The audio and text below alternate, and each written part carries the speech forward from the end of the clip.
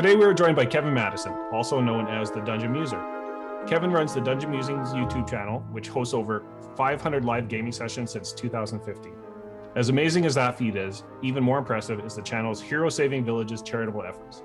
All money raised through this initiative goes towards SOS Children's Villages, who support orphaned, abandoned, and vulnerable children across the globe. The channel has now raised over $10,000 for this worthy cause in 3 years. Kevin, welcome. Thank you. Welcome. Well, it's great to have you here. As I mentioned to you before, longtime fan. I think your channel is great. Yeah. And I'm really happy that you could join us here today. And I guess let's kick it off with, how did you come into tabletop role-playing games in the first place?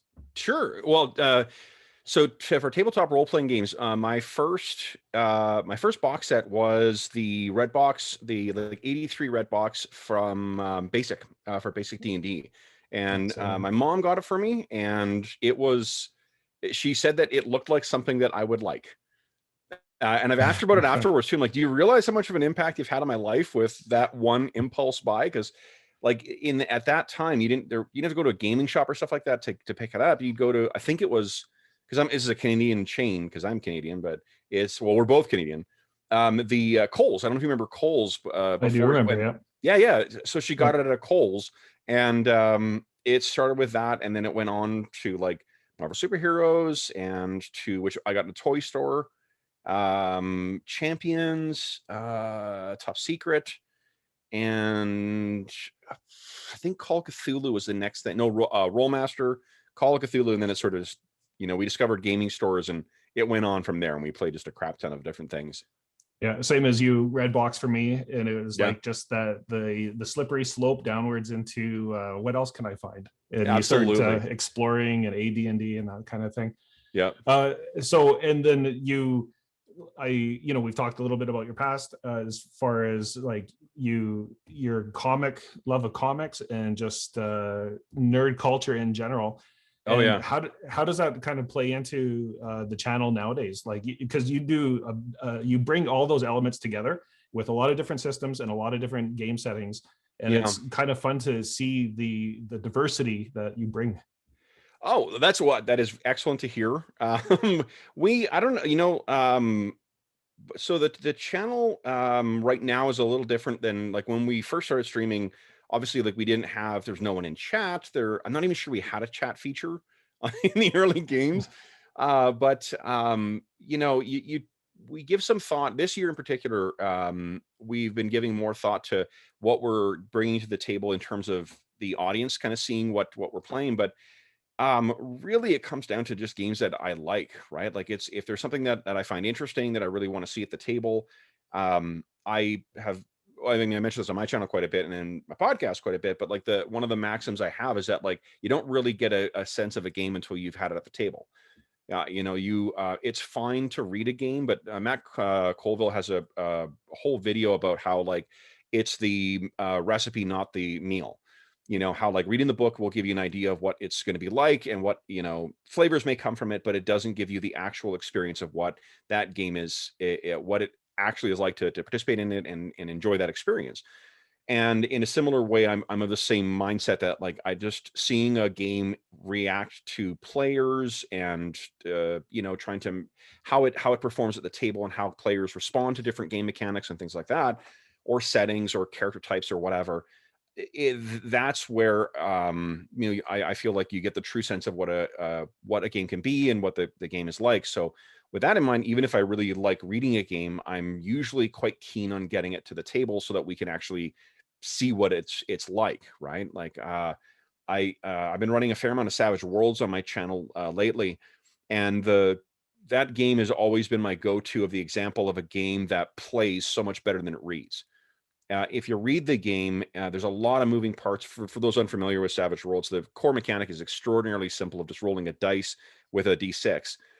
So it doesn't look like, if you look at your character sheet, it doesn't look like there's an awful lot there. And in older editions of Savage Worlds, it didn't look like at a glance that your character would differ that much from other characters. So it's like, well, where's the complexity here?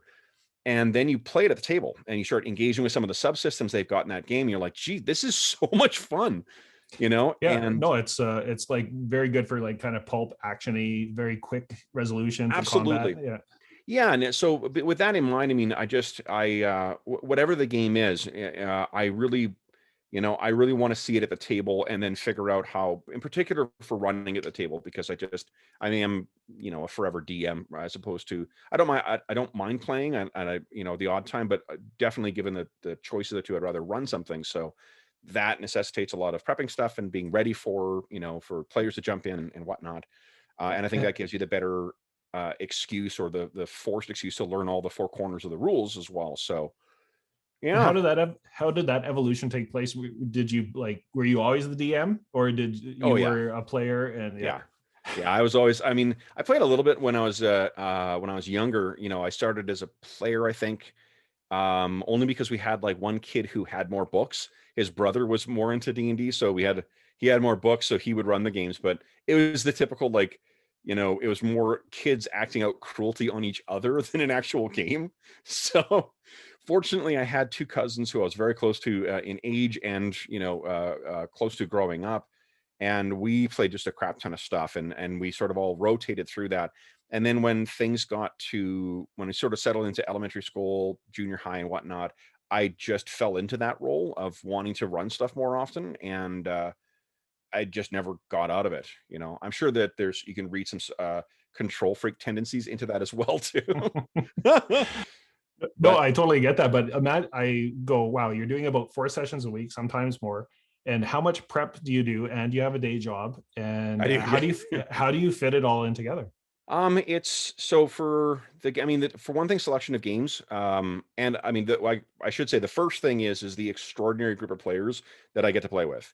Like I think everyone I play with is a DM as well too for their own games.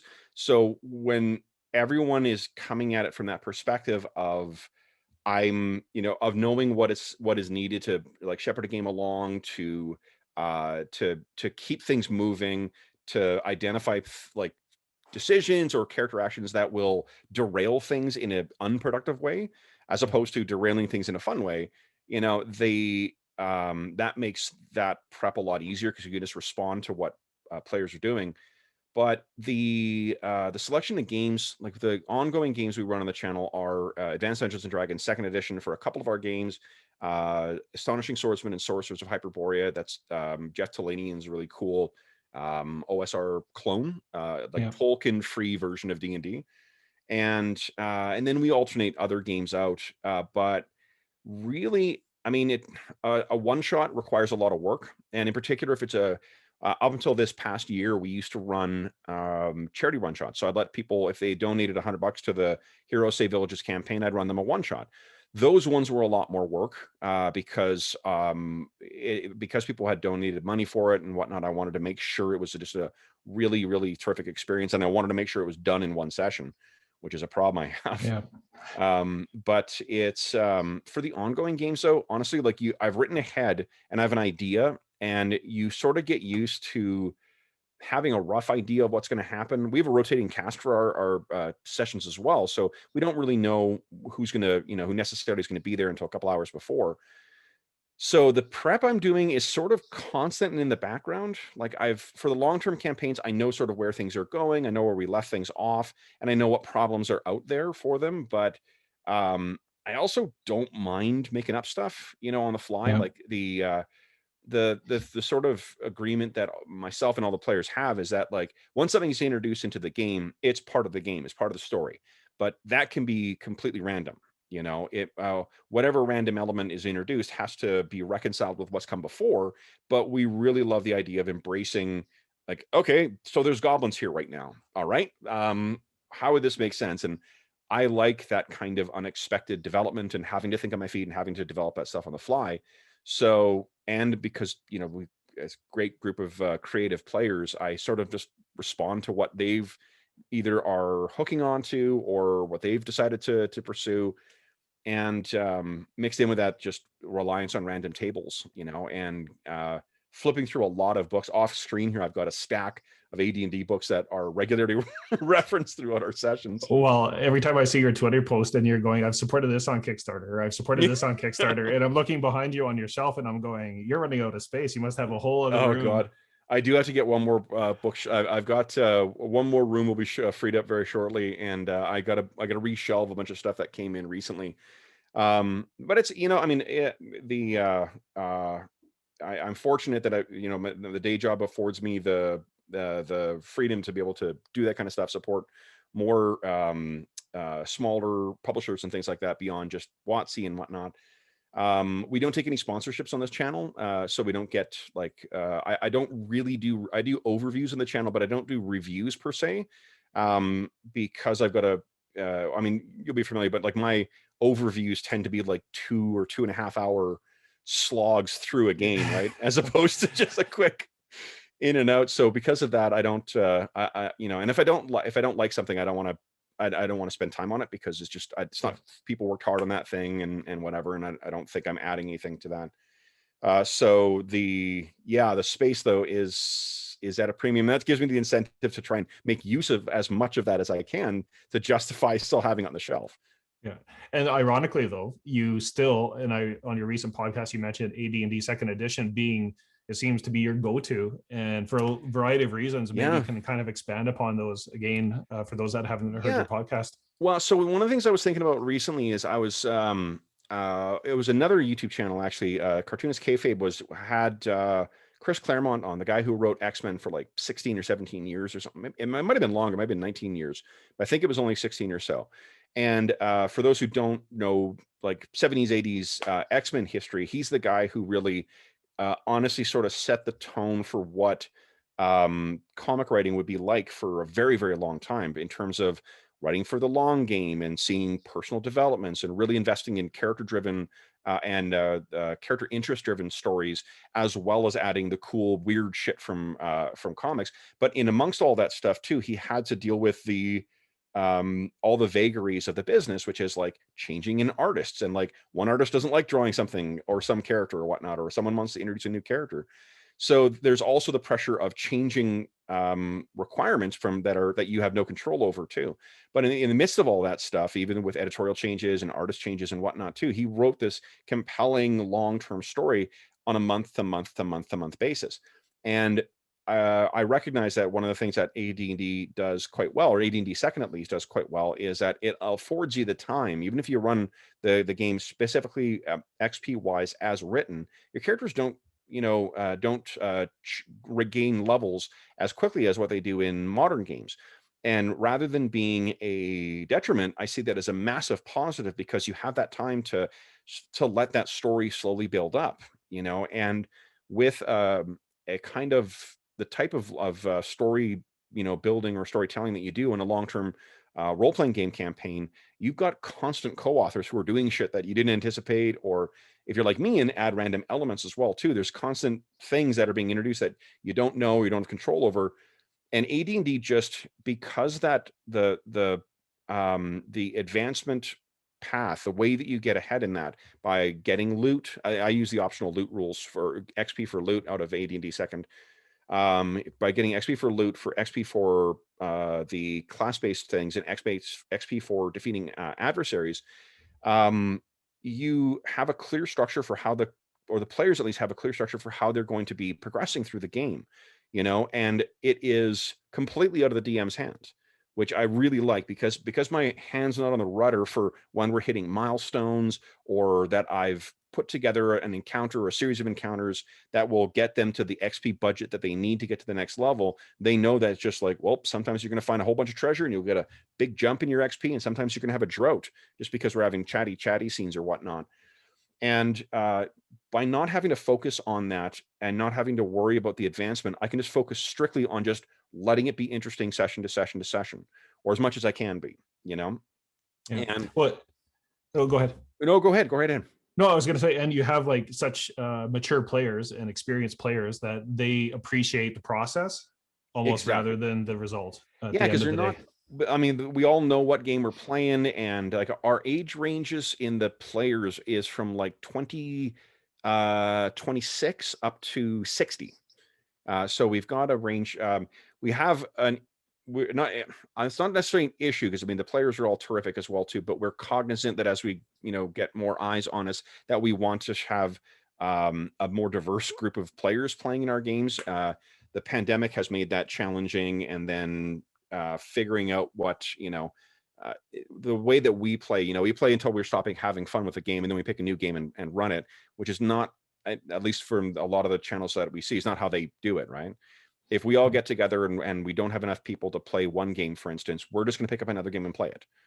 Like the commitment I make to the players is that you show up, you're going to have something to play, which is why we do pickup sessions that are sometimes one shots or character generation or whatever else too. And finding players who are okay with that, being the like, no, we're going to do something instead, is sometimes challenging. But And I should clarify, mature players meaning experienced players is probably more of an accurate term. Oh, absolutely. Like you have a lot of like experienced players. But before we forget, so if somebody that isn't, you want more diverse players, how can they contact you to play? They can reach me at dungeonmusings@gmail.com is my my email address, and Dungeon Musings, or at Dungeon Musings on Twitter as well too. We're still because I had a plan in mind for the summer, and then that's plan kind of gone to pot because of other things that have come up. So it is a work in progress still.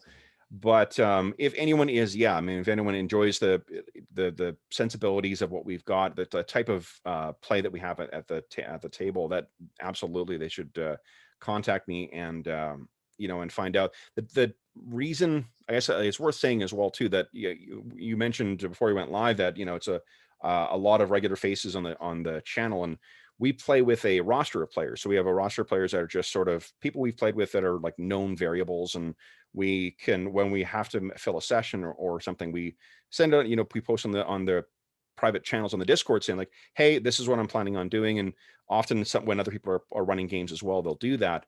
I really worry, and I don't want it to sound like we're trying to be insular or like an in crowd or anything like that. It's just when you got that many balls in the air and you're having to be sometimes coming up with something different on the fly, like with an hour's warning or whatnot. Having players that as a known quantity is such a huge part of being able to maintain the schedule that we do in the channel. It is the thing that makes it possible, honestly, is having a dependable, great group of players who are just willing to roll the punches and willing to take the hits. AD&D is, and even with the sort of the ways that we have to get away from the harsher elements of it, it's a unforgiving game.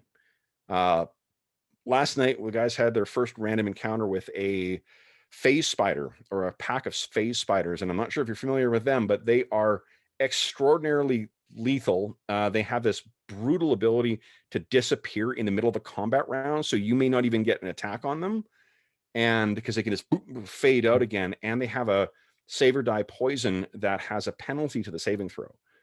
So we had 3 near deaths last night, and like this is 117 sessions in, and it was a near TPK and it just from a random encounter that came up.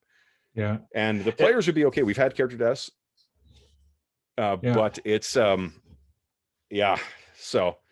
anyway, I'll keep talking about the Night Below campaign forever. Well, I mean, and you've got like the Night Below, the Legacy of the Crystal Shard. You've got the Astonishing Short Swordsmen and Sorcerers of Hyperborea, the Reavers of Tool.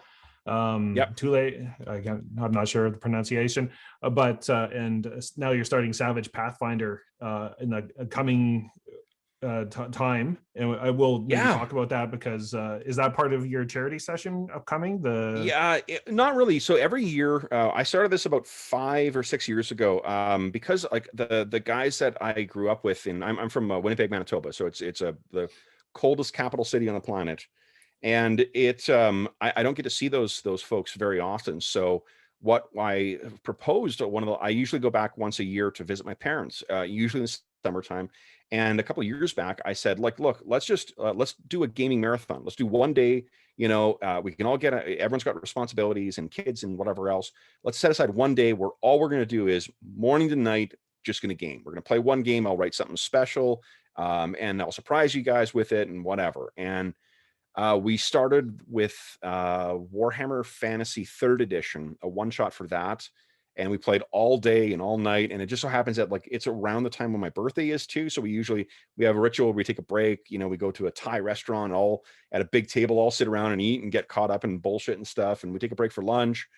But otherwise, we just play through. And when the pandemic came around, it just made that impossible. And it coincided with a time when I'd actually started playing more with the friends that I'd made through the channel than I had with those friends back home.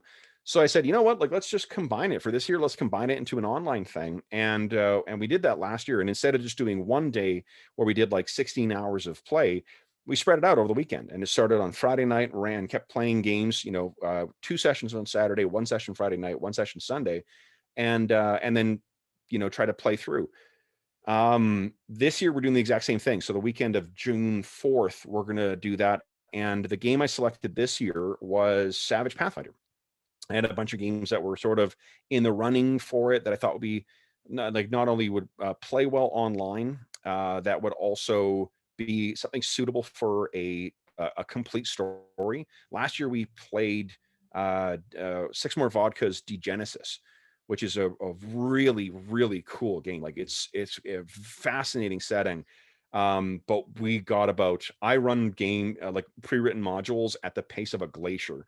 So we got about like a fifth of the way through the module over the course of 4 sessions.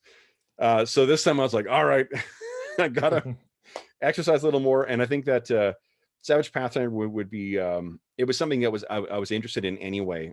For those who may not be familiar with it, Savage Pathfinder is the recently kickstarted version of, it's a Savage Worlds approach to playing Pathfinder. So it is Pathfinder for Savage Worlds. It is the most cumbersome, and I'm sure there was legal departments involved in giving the name to it, the most cumbersome name and logo as well too, because it's got both of their logos incorporated into it. But it does a really good job of taking the most recent version of Savage Worlds and then adapting it so that it will simulate what a play experience is like with D&D, to be honest. And it's been good. Like the game Savage Worlds is, because of my proclivity for embracing random events and stuff like that, Savage Worlds is enormously fun to run, because you can spend a whole session doing 3 hours of a mine chase or 3 hours of a bar brawl or something like that, and it's still enjoyable. Yeah, well, I recently watched your I was a big fan of Riffs. I loved the setting, and I had all the core books and all the world books, and I just loved it. But as lots of people probably can attest to, the Palladium system was, at the time it was good, but it didn't mature very well. But the Savage World version of Riffs, and I saw you've done some one shots of that, and they've been just fantastic to watch. Yeah, it's well, first off, thank you very much. I'm glad you enjoyed it. That's it's been really, that was one of our charity sessions actually that people voted on we had 4 games that were post-apocalyptic games, and they got that. Savage Riffs, I was the same boat as you. Like I really enjoyed reading Riffs and the art in Riffs at the when I was a kid. And then the game though, just it had development issues and things like that, and bloat issues and whatnot, and it definitely didn't adapt with the times and sort of stuck with the system that was there. Savage Riffs does a terrific job of just like, in the same way that Savage Pathfinder does, to be honest, is it's like, okay, what is this game really about? Savage Worlds, from like way back in its inception, originally was like, was married to the idea of a strong concept of like, what's our elevator pitch about this game, so the players know what they're doing, what they're going to be, what it's about, and what to expect that they're going to be fighting. And every one of their Savage settings has that sort of embraces that specific way. And it's neat the way that they have sort of intentionally looked at it and been like, okay, so what is Rifts? And the way they describe it in the Savage GM's Guide, or Savage Rifts GM's Guide, as a post-apocalypse of superheroes, I'm like, yeah, that's I hadn't thought about it, but that's exactly what this game is. And Yeah, it's a good, and again, like you know, you said before we went live too, the players, like the players we have. So Anna is going, just honey, No, that's all right. come on, get out of there. Yeah, you found it. Come on. Sorry, my dog is It's time for a insistent on walk. making appearances on every podcast. No, she knows I'm sitting down, and she knows she'll get attention if she starts chasing her tail when all the wires are. So goofball. But no, it's they did a terrific job of making everything in that game feel like Rifts. To be honest, more so than what Rifts felt like. And I mean, that's not to slight the folks at Palladium Books. It's just, you know, what Palladium Books has decided to not ever iterate. You know, they've got the same game. They have a little twist to it, but they've never taken the time to take a step back and rewrite and approach the game mechanics from a whole fresh slate. And that's what they had the opportunity to do with this. So it just, you know, Yeah. it's a really terrific job of it. And then speaking of your players, and going back to the whole community in the Discord server, which I'll put the links on in the description, the show description, but just the whole community that I've seen on Discord and on the channel and in the chat, you've really harnessed this like really cool community, and a lot of the players and participants have gone on to start doing their own things. Well, I mean, some have gone on, some were doing it beforehand. Yeah. And I mean, the, you know, like the thing that we've tried to set is, you know, I mean, like there's that Maya Angelou quote about like when someone tells you or shows you who they are, believe them. We take that approach on things. So if people are aggressive or, you know, I mean, racist, sexist, whatever, if they don't feel like they're playing well with others, we tend to sort of weed that out. And, you know, like there may be the folks who are acting up or acting out or whatnot. There may definitely be reasons and whatnot for that, but it can be so toxic in a written format, particularly where it's just posting on forums. We just got to, you know, it's a one strike policy we have for that. And what that's allowed us to do is sort of keep everything positive and whatnot. And yeah, and just, you know, and show what we expect from things. You know, there is sometimes some complaining and stuff on the channel in terms of products, but like we really try to avoid just belly aching about stuff we don't like. If you don't like it, why are you talking about it? You know. Mm-hmm. And the people, like it's been a matter of incredible luck on my part to stumble across a lot of the folks that that I get to play with now, you know. And some of the people were people who had who were players or viewers from beforehand, like Arlen and George became were both viewers before, and then they became friends and became part of the channel. George was the first person to ever donate to the Heroes Save Villages campaign. Jason Hobbs and I knew each other from another game. There's a buddy,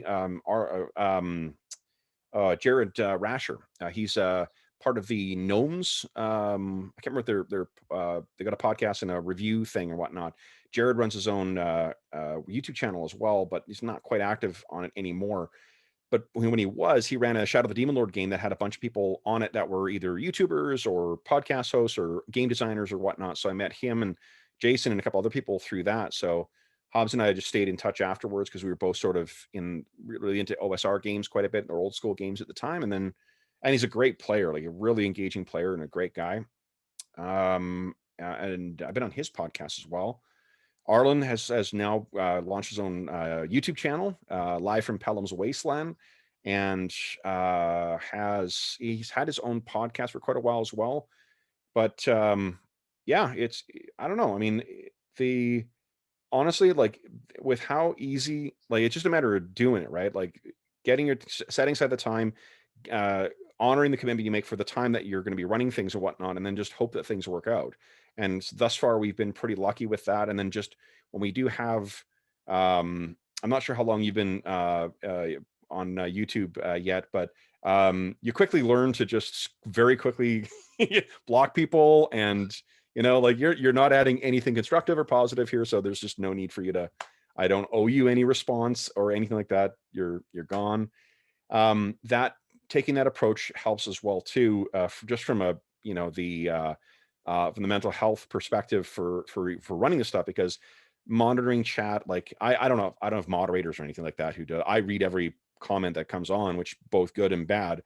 and I make the call for what is happening with that comment. And I think that I had a podcast a few years back where I talked about it, tending your garden, right? You support the things you want to grow there and eliminate the things that you don't want there. And I just find that it is much easier to just to keep those elements out and allow everyone else to develop. And you end up with this, our chats, especially in our Night Below campaigns, are enormously fun to look in on. I don't get to look in on the game because I'm trying to run the damn thing. But the players are active in there all the time, and we got regulars who we see every Wednesday night, every Friday night, and like that's pretty cool. And we see them on the Discord server as well too. So yeah, I don't know. Hopefully that answers. It's a lot of fun. Like, I mean, I tune in, like, it's especially during pandemic times, it's like a bit of comfort food. You get to know the players, you get to know the campaign, and you tune in to see what's going on, and you feel like you know everybody. And on the Discord server, everybody's very friendly and amenable to just being good people. So it's a great channel and community that you created, and from that, let's talk about the channel's Hero Saves Village's charity efforts. Yeah, I mean, sure. To be honest with you, in looking around at the D&D and tabletop role-playing game community, you don't see it too often. And so I guess I got to ask, how did that start? Well, so it started, to be honest, it started in spite. Because there was one game that I was running on the channel, and then I found out a fair amount about the author of the game and the really kind of detestable politics that the person was involved with. And I was really, and it was something that wasn't apparent and wasn't upfront with. You would have to look to figure things out. So it was very frustrating, and it seemed that the person had kept their politics quite obscured, or as much as they possibly could. And that really annoyed me. And I decided, I'm like, well, if you want to, instead of initially the idea was, anytime I run this game, I'm going to make a donation. I'm going to try and build up this thing for a charity that I really care about, which is SOS Children's Villages International. And it very quickly changed from that. And then we had our first, so we were doing more things where it was like asking people to donate if they wanted to support the channel financially, to donate to SOS Children's Villages International. At the time, we weren't running ads either. I don't know what I had a idea of like purity at that point, and I quickly realized, I'm like, ads aren't going to fucking make a difference one way or the other for people donating. So, and then we transitioned after the first year of doing that to we had our first raffle where we were fortunate to get donations from a fair amount of publishers, including our prime sponsor for the initiative is Beetle and Grimm's Pandemonium Warehouse, who are it is a bunch of guys. Well, Matt Lillard is the most well-known member of Beetle and Grimm's, but they make these like gorgeous deluxe edition versions of D&D adventures, of the D&D 5th edition adventures. And I had purchased a copy of the Dragon Heist and decided that I was going to have that as the grand prize for our first raffle. Because I was like, I don't see myself making use of this, and I'd sooner see if I can make more money off of this in the raffle than what I paid for it. Then I'm coming out, golden. And we let them know what we were doing, and since that time, they sent us copies of everything they've done. So to raffle off for our subsequent charities, which is just mind-blowing. And like at the time, we were barely at like 1,000 subscribers or something like that. So it wasn't like there was a calculus on their part of this is going to get us a lot of exposure. It was really just, hey, this is what you're doing is cool, here's a way to support it. And since that time, we also that year I offered some other things. I didn't want to have the kind of charity donations that disrupted play, because I really like when the players are coming to play, I want that they're my primary focus. Them having a good time is my primary focus, not playing for an audience or trying to disrupt that by way of donations or such. But what I did do is we had some things linked to ways I could help players by giving them extra narrative meta currency to help them get through the bullshit that I'm throwing at them. Or to the top tier thing was I had like 6 sessions per year that for every $100, if you donate $100, I'd run a session for you. And then what honestly ended up happening is I very quickly found that my players were all the ones donating to that. And I'm like, guys, like, it's great that you want to do this, but I mean, like, I'll run games for you. Just tell me what you want to play. I felt bad about bilking my players out of that stuff, but and I thought that was the only, like, the primary way we were raising money. And to be honest, it wasn't. Like, that was the way it was for, we'd have twice a year, we'd have a charity raffle, and then we would have sessions I'd run. And the sessions also were, they were challenging sometimes, particularly if it was someone who I had not played with before, because it's hard to know what that person wants out of a game experience. Any of the people I play with now, because they've become friends, I could tell you what, oh, I know what kind of experience that, say, Arlen would want, or that Jeff would want, or Steve would want, right? As opposed to a stranger coming in who may not. Everyone plays games for different reasons, and even if they enjoy watching us play, I found that there's still sometimes the experience and how people want to interact with the game doesn't always play out that way. So rather than doing that again this year, I just focused solely on the raffles, and then trying to come up with ways that we're running every 3 months, every 2 months. I think it's every 2 months we run a charity session, and we give 4 games and say, hey, which of these 4 games do you want us to run? If you've donated since the last raffle, you get to vote for it, 1 vote per person. And then once that's done, a week beforehand, I'll put up also a bunch of things they can vote on to help equip the party. And that's proven to be pretty popular so far. It gets less people to the table, which is unfortunate, because I don't like turning people away from the table, certainly. But it's a much more manageable way on my end, and allows me to focus on doing other things like these charity sessions and yeah, like our charity one shot for Savage Rifts that has become. We're scheduling our 4th session of it now. The one shot. Yeah, but it's great. Yeah. I mean, the first episode, I don't even think they got. They ran into mechanical problems, and I don't even think they did anything after. No, and that fight with the Skellybots was way more. It's a perfect sign of, like, I'm going to learn someday to not bite off more than I can chew. But like, when you're not familiar with the combat system and you don't know what the scaling is going to be like, don't throw a crap ton of adversaries at them.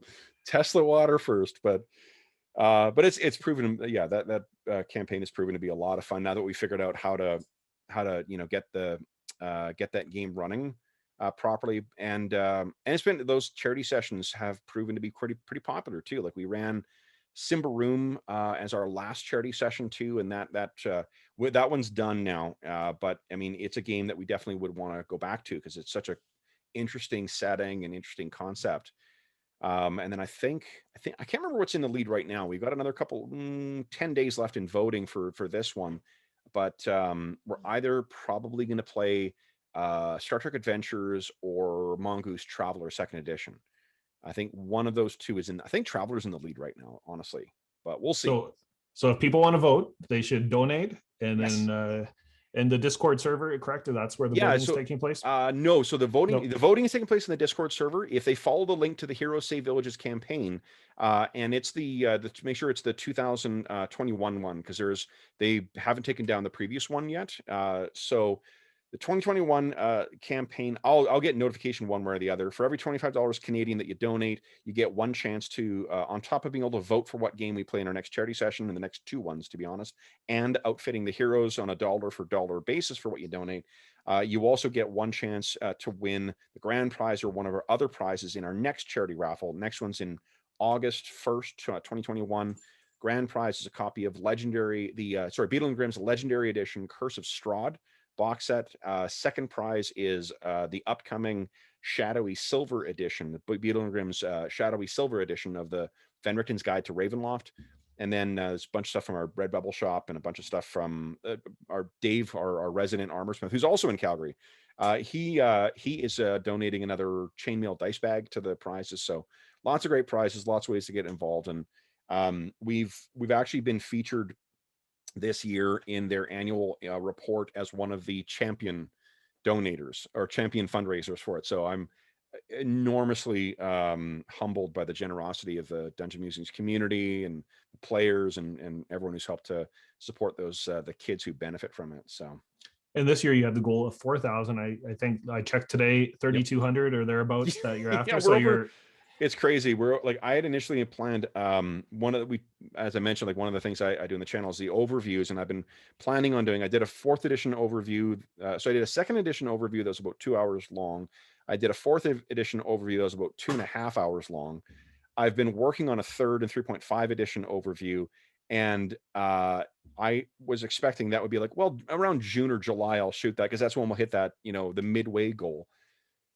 Nope, we may exceed my annual fundraising target in the span of 6 months. So I still have, as a thank you for that, I've got a comprehensive overview of Ravenloft that covers all the different Ravenloft books that have come out, from the first adventure through the second edition revisions of it.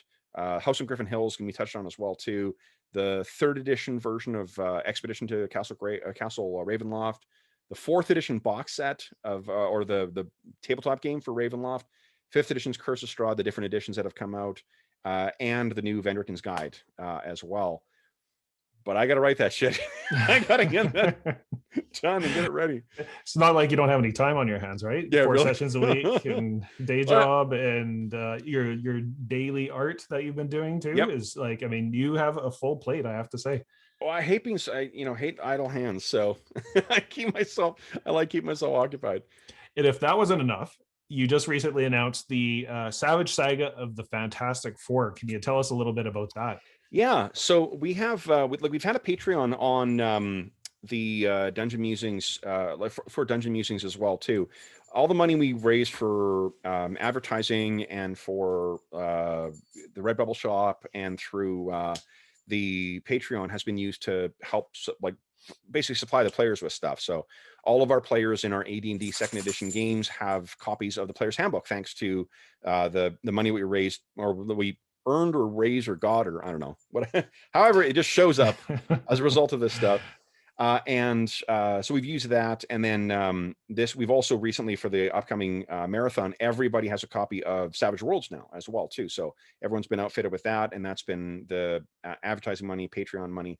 But I wanted to do something different for the Patreon, and I had in another life, I had done more work on actual game design stuff. I don't have time to do that right now, so because I'm running so many games.